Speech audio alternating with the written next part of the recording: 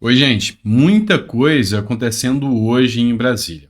E além dos olhos que todo mundo está no Senado, também teve os olhos voltados para o STF, onde a ministra Rosa Weber deu início ao ano judiciário e trouxe algumas falas que chamou a atenção de muitas pessoas, tá? Sem judiciário independente não há democracia. Foi o que disse a ministra Rosa Weber. E é sobre isso aqui que eu vou falar para você. Só para você se situar, esse é o terceiro vídeo do dia. Sempre no início do vídeo eu coloco uma hashtag e o número do vídeo para você ficar situado. E hoje é dia 1º de fevereiro de 2023. Só para você ficar sempre antenado aqui.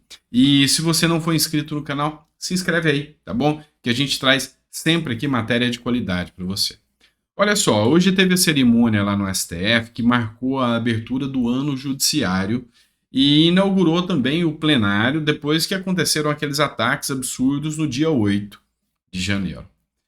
Essa manifestação, esse evento, que contou com a presença de Pacheco e Lula, mostrando o alinhamento, a harmonia completa entre Judiciário, Lula e Pacheco. E a Rosa Weber usou a seguinte frase: sem judiciário independente, não há democracia, diz Rosa Weber. E eu assino embaixo e concordo, mas eu aprimoraria um pouco mais. Sem um judiciário imparcial, também não há democracia. A gente precisa de um judiciário que seja imparcial, que não olhe o lado, ataque alguns e deixe passar ou passe pano para outros. Então, esse seria o cerne e a essência do judiciário, tá? Imparcialidade deveria ser a palavra que deveria ter sido utilizada no início do ano judiciário. E falando aqui sobre tudo que está acontecendo em Brasília, vamos trazer uma coisa aqui para vocês. Essa postagem aqui foi do Nicolas Ferreira no Instagram dele, tá? E mostra que Lula já começou com pressão sobre a sua gestão. Então, todos os parlamentares opositores já começaram com cartazes, placas, fora Lula, fora ladrão, entre outras questões que foram utilizadas ali por todos aqueles da oposição. E mostra que a oposição será ferrenha. Em seu Instagram, o Nicolas Ferreira, ele chegou a falar o seguinte: olha, é guerra. Guerra de discursos, guerra política no bom sentido.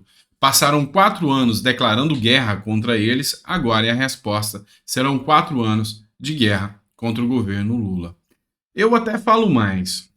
É pressão, é coerência, é brigar não só por causa da ideologia, é brigar por um país de verdade, por um país sério e justo. Naquilo que você vê que realmente é bom para o país, independentemente se seja o Lula ou não, é apoio. Se vê que é ruim, independentemente se é do Lula ou não, rejeita. É isso que a gente espera dos parlamentares. Dou parabéns a todos os parlamentares que tomaram posse hoje. E por falar em posse de parlamentares, olha só essa matéria aqui do jornal Metrópolis que eu trago para vocês. O bom e velho Eduardo Cunha, o terror da senhora Dilma Rousseff e do Lula. Eduardo Cunha volta à Câmara para a posse da sua filha, 7 anos após ter sido cassado, tá? E depois de ter sido o organizador do impeachment de Dilma Rousseff. Eduardo Cunha esteve lá, essa matéria do jornal Metrópole, que colocou aqui com um tom até de ironia e falando, é só um lembrete para o Lula, caso Lula não faça uma boa gestão. Lira está lá do lado, dizendo que é aliado, assim como Cunha um dia disse que era aliado do PT e deu no que deu para Dilma, né? Vamos lá, muita gente aqui reclama que a pressão popular não vale.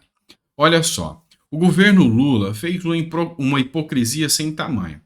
Culpou muito o governo Bolsonaro por causa dos sigilos e na primeira chance, no primeiro mês que teve, colocou o sigilo na lista dos convidados. Isso foi alvo de ação, inclusive na PGR, e a Secretaria SECOM teve que demonstrar a lista de convidados.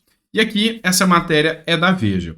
Governo volta atrás e divulga a lista de convidados do coquetel da posse de Lula.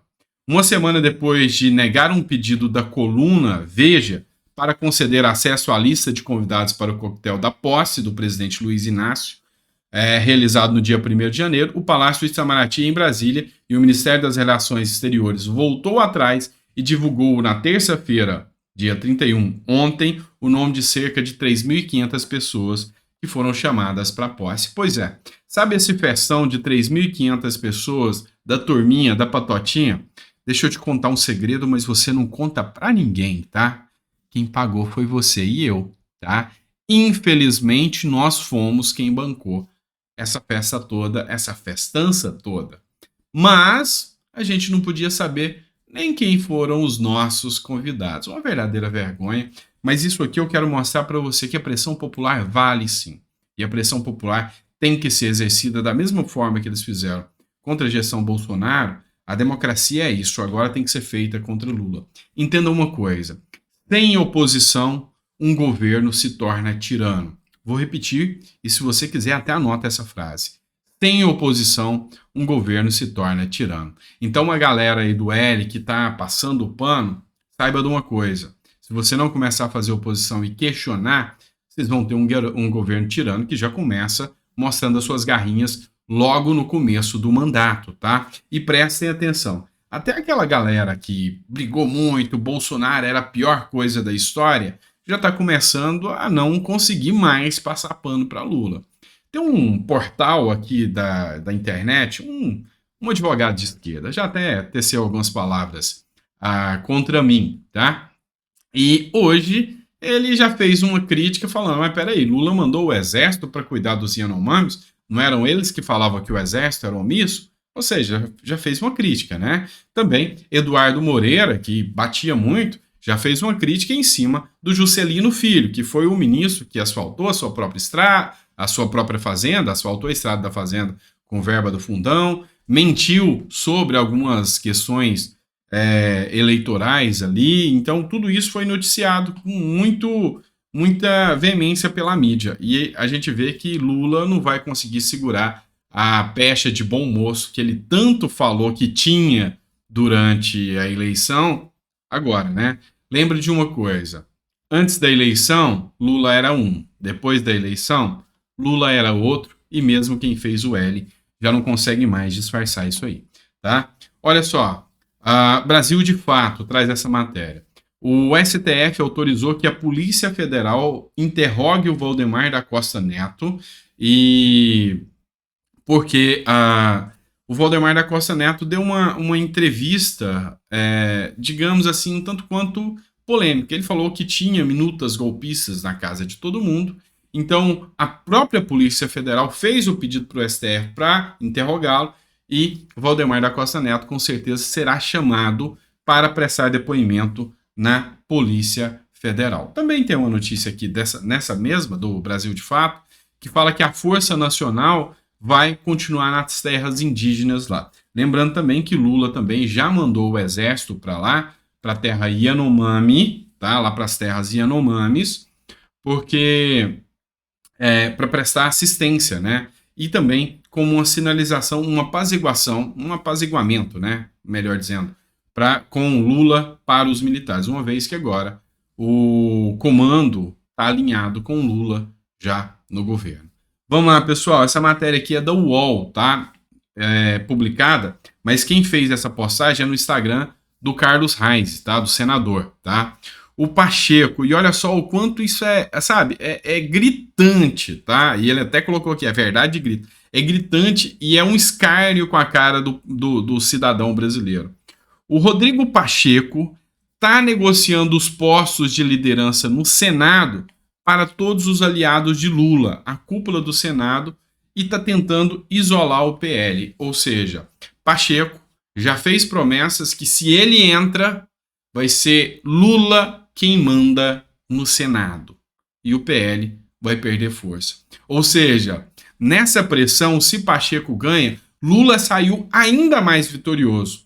Porque se Pacheco já ganha, sem a mobilização, com tranquilidade de votos, tá tudo bem. Pacheco ganhou, mas ele não tinha que dar cargo para Lula. Agora, como Pacheco precisou do Lula para ter vitória, inclusive Lula fala em criar 4 ministérios para bancar os senadores que votarem em Pacheco, agora Pacheco vai ter que retribuir o favor, dando cargos para o Lula também, lá dentro do Senado. E a coisa é grave, tá? Grave, grave, grave. Olha essa matéria aqui que foi publicada pelo Antagonista, tá?